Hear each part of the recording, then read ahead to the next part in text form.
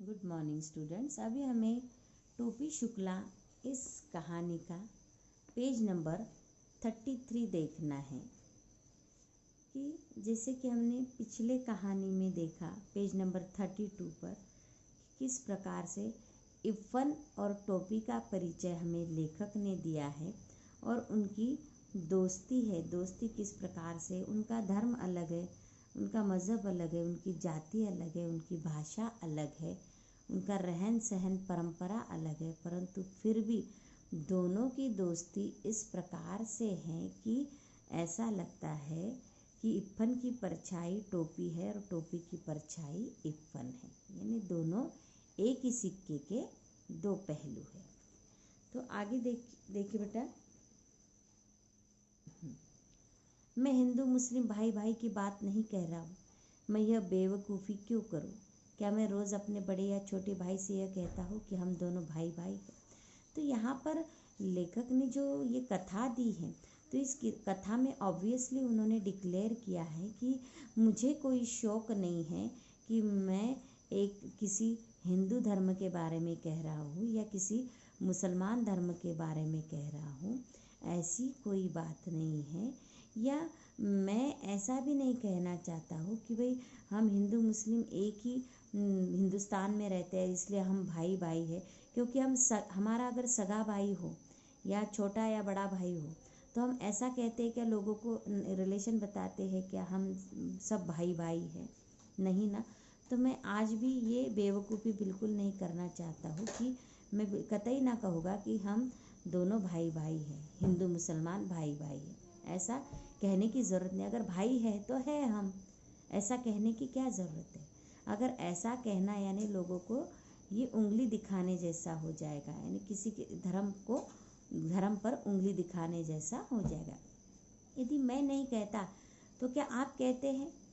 हिंदू मुसलमान अगर भाई भाई है तो कहने की ज़रूरत नहीं। तो अगर नहीं कहूँगा कि हम भाई भाई है तो तुम लोगों को भी कोई ज़रूरत नहीं कहने की, क्योंकि वैसे भी तो हमें पता है कि हम सब एक है और हम सब में बंधुत्व का भाव है, चाहे वो किसी भी धर्म का हो। यदि नहीं है तो कहने से क्या फ़र्क पड़ेगा?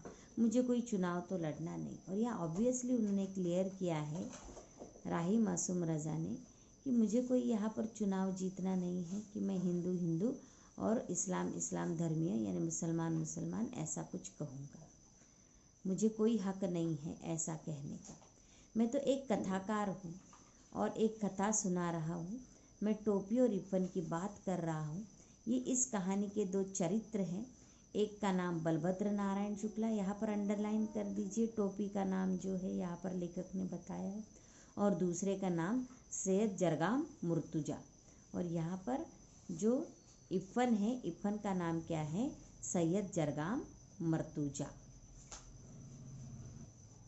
आपको समझ में आ गया बेटा कि ये जो कहानी जो लेखक बताना चाहते हैं, तो इसमें टोपी और इफ़न ये दो कैरेक्टर ने व्यक्तित्व का चित्रण किया है। तो इसमें टोपी का नाम क्या है? बलभद्र नारायण शुक्ला, और इफ़न का नाम क्या है? सैयद जरगाम मुर्तुजा। तो एक को टोपी कहा गया है और दूसरे को इफ़न कहा गया है ना। इफ़न के दादा और परदादा बहुत प्रसिद्ध मौलवी थे।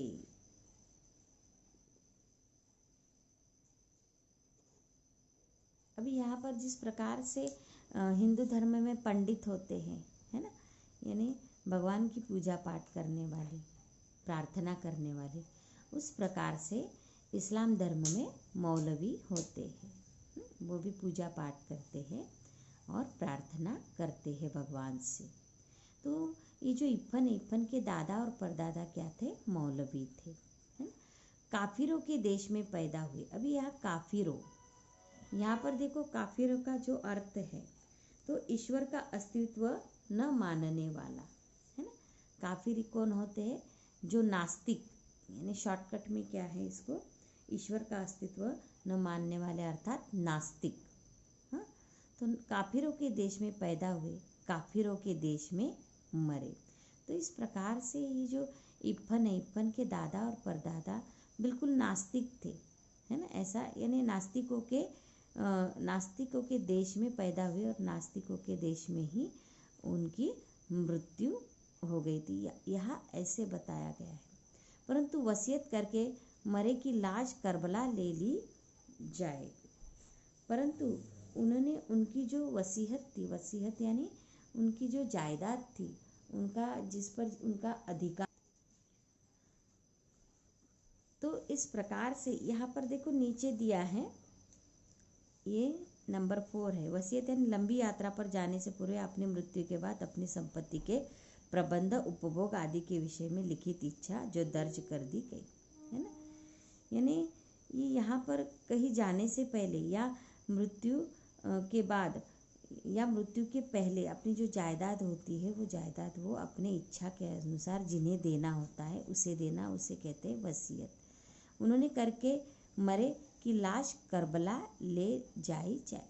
तो इस प्रकार से बोले उन्होंने वसीयत दे दी थी अपने अपनों को, और फिर उन्होंने इच्छा प्रकट की थी कि हमारे मरने के बाद हमारे लाश कहाँ पर जाएगी, करबला।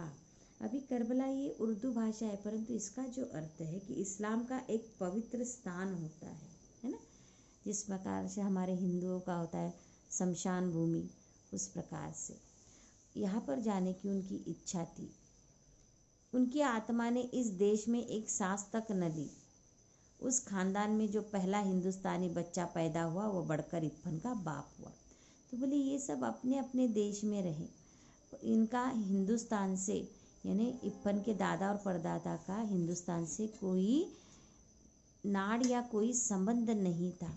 परंतु उनका जो पहला बच्चा पैदा हुआ उनके घराने का, परिवार का, वो कौन था, इप्पन के पिताजी थे। और जब इप्पन के पिता सैयद मुर्तुजा हुसैन, अभी यहाँ पर अंडरलाइन कर दीजिए, इप्पन के पिताजी का नाम क्या है, सैयद मुर्तुजा हुसैन, और इप्पन का नाम क्या था, सैयद जरगाम मुर्तुजा, है ना। और उनके पिताजी का नाम क्या है, सैयद मुर्तुजा हुसैन। मरे तो उन्होंने यह वसीयत नहीं की कि उसकी लाश करबला ले ली जाए, परंतु यहाँ पर उसके दादा जो और परदादा जब उनकी मृत्यु हुई तो उसके पहले उन्होंने क्या ख्वाहिश की थी कि उनकी लाश कहाँ पर ले लिया जाए, करबला पर, यानी इस्लाम धर्मियों का पवित्र स्थान पर उसे दफना दिया जाए। परंतु उसके जो पिताजी थे उन्होंने कभी ये ख्वाहिश नहीं की कि उनकी लाश करबला ले जाई जाए, ऐसा उन्होंने कभी नहीं किया था, क्योंकि वो सच्चे हिंदुस्तानी थे। उनका जन्म हिंदुस्तान में हुआ था, हिंदुस्तान की मिट्टी उनके रग रग में थी।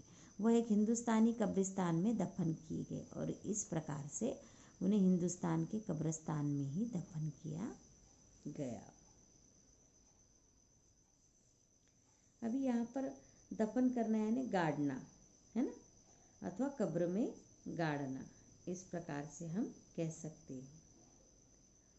इप्पन की परदादी भी बड़ी नमाजी बीबी थी। अभी यहाँ पर नमाजी, नीचे यहाँ अर्थ दिया गया है, नंबर 6 पर दिया है कि नियमित रूप से नमाज पढ़ने वालों को क्या कहते हैं, नमाजी कहते हैं, यानी प्रार्थना करने वाले को। करबला, नजब, खुरासान, काजमैन और जाने कहाँ की यात्रा कर आई थी। तो ये जो मैंने नाम पढ़े ये इस्लाम धर्मियों के ये पवित्र स्थान है। करबला, नजब, खुरासान, काजमैन और जाने कहाँ की यात्रा कर आई थी। परंतु जब कोई घर से जाने लगता तो वह दरवाजे पर पानी का एक घड़ा जरूर रखवाती और माश का सदका भी जरूर उतरवाती थी। परंतु वो पुराने ख्यालात की थी और हिंदुस्तान में रहती थी, है ना। किसकी, इप्पन की दादी यानी सैयद मुर्तुजा हुसैन की माताजी। तो वो बिल्कुल उसकी जो घर की परंपरा थी वो बिल्कुल कैसी थी, एक हिंदुस्तानी स्त्रियों जैसी थी। वो क्या करती थी, कोई अगर घर के बाहर जाता था किसी काम के लिए तो वो घर सुरक्षित लौट आए, इसलिए वो क्या करती थी, वो जब तक लौट ना आए घर तब तक वो दरवाजे पर पानी का एक भरा हुआ घड़ा रखवाती थी और मांस का एक टुकड़ा, सदका यानी एक टुकड़ा भी ज़रूर उतरवाती थी। यानी वहाँ से मांस का टुकड़ा भी, जैसे हम रोटी को उतरवाते हैं, कोई आता है या कोई जाता है और रोटी इधर उधर फेंकते हैं। तो उस प्रकार से वो क्या करती थी, मांस का जो टुकड़ा होता है ना, तो मांस का सदका वो क्या करती थी, उतरवाती थी। अभी यहाँ पर नीचे सदका का अर्थ भी दिया गया है कि एक टोटका यानी एक टुकड़ा जिसे कहते हैं, है ना। तो इस प्रकार से वो ये शुभ शकुन मानने वाली थी। इप्फन की दादी भी नमाज रोज़े की पाबंद थी, परंतु जब इकलौते बेटे को चेचक निकली तो वह चारपाई के पास एक टांग पर खड़ी हुई और बोली, माता मोरे बच्चे को माफ़ कर दियो।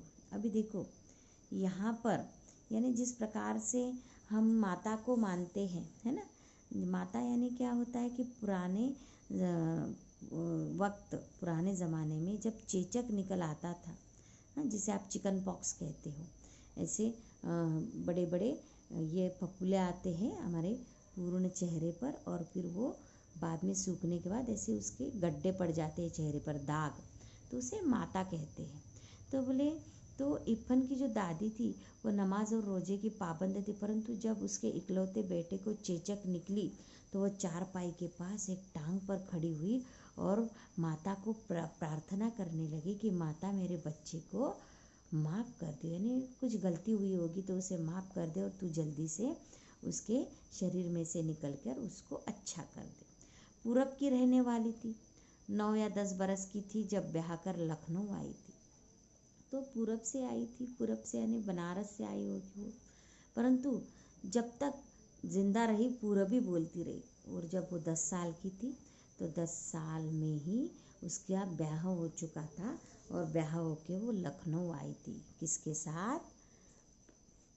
सैयद मुर्तजा हुसैन के पिता के साथ। वो मौलवी थे, है ना, और वो पूरब की रहने वाली थी। तो इस प्रकार से वो पूरब की ही बोली बोला करती थी। आपको मालूम है पूरब की बोली कैसी है, कैसन है, कहाँ जावत है बगुआ।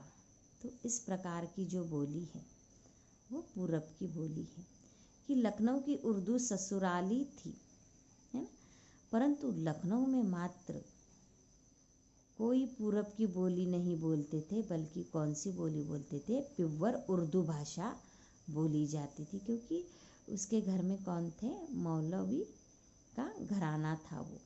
वह तो मायके की भाषा को गले लगाए रही, क्योंकि इस भाषा के सिवा इधर उधर कोई ऐसा नहीं था जो उनके दिल की बात समझता। तो इस प्रकार से वो अपनी मायके की भाषा को अपने गले से लगाए हुए थी, क्योंकि उसके मायके की भाषा लखनऊ में कोई भी बोलने वाला नहीं था और इसलिए उसने उनकी भाषा को गले से लगा के रखा था। जब बेटी की शादी के दिन आए तो गाने बजाने के लिए उनका दिल फड़का, परंतु मौलवी के घर गाना बजाना भला कैसे हो सकता था, बेचारे दिल मसोस कर रह गई, है ना। तो हाँ, इप्फन की छठी पर उन्होंने जो जी भरकर जश्न मना लिया था। अभी यहाँ पर फ्रेज आई है कि दिल मसोसना, यानी ख्वाहिशें दबा देना, है ना, इच्छाओं को दबा देना। और यहाँ पर छठी यानी जन्मदिन का छठवां दिन, जिसमें जश्न मनाया जाता है ना। बच्चे के जन्मदिन के छठवें दिन पर बहुत सी घर में रौनक आती है, नाच गाना बजाते हैं। तो यहाँ पर बताया गया है कि जब बेटे की शादी के दिन आए, यानी इप्फन की जो दादी थी, उनकी दादी का बेटा कौन, इप्फन के पिताजी यानी सैयद मुर्तजा हुसैन। तो वो बहुत चाहती थी कि जिस प्रकार से पूरब में उसके मायके में होता था कि शादी के वक्त गाना बजाना, नाच गाना, ढोल पीटना, परंतु ये जो मौलवी का घराना था तो यहाँ पर गाना बजाना नहीं चलता था, और इसलिए उसने क्या किया कि अपने बेटे की शादी में दिल मसोस लिया, यानी अपनी इच्छा दबा दी, क्योंकि सैयद मुर्तजा हुसैन के पिताजी को ये कतई मान्य नहीं था, क्योंकि वो मौलवी थे। परंतु जब इप्फन की छठी यानी उसको जब पोता हुआ यानी इप्फन हुआ, तो मात्र उसने उसके जन्म के 6वें दिन पर जी भर कर जश्न मनाया। जश्न यानी उत्सव मनाया और खूब नाच गाना किया और खूब खुशियाँ बांटी। तो बेटा यहाँ पर जो मैंने पढ़ा, ये छोटा सा 4 लाइन का जो छोटा सा आधा पैसेज जो मैंने पढ़ा, तो इसमें क्वेश्चन नंबर 3 का आंसर है। 3 क्वेश्चन क्या है कि इप्पन की दादी अपने बेटे की शादी में गाने बजाने की इच्छा पूरी क्यों नहीं कर पाई। अभी मैंने आपको बताया था कि उसके जो दादा थे, वो दादा क्या थे, मौलवी थे। यही हमने ऊपर वाले इसमें पढ़ा है कि उसके दादा क्या थे, बहुत प्रसिद्ध मौलवी थे। घर में गाना बजाना नहीं होता था और यही कारण था कि दादी अपने बेटे की शादी में गाने बजाने की इच्छा पूरी ना कर सकी, है ना। तो इस प्रकार से इस पैसेज से हम क्या करते हैं, क्वेश्चन नंबर 3 का आंसर निकाल सकते हैं।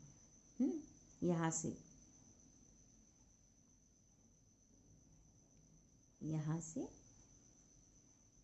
जब बेटे की शादी के दिन आए तो गाने बजाने के लिए उनका दिल फड़का, परंतु मौलवी के घर गाना बजाना भला कैसे हो सकता था, और बेचारे दिल महसूस कर रह गए।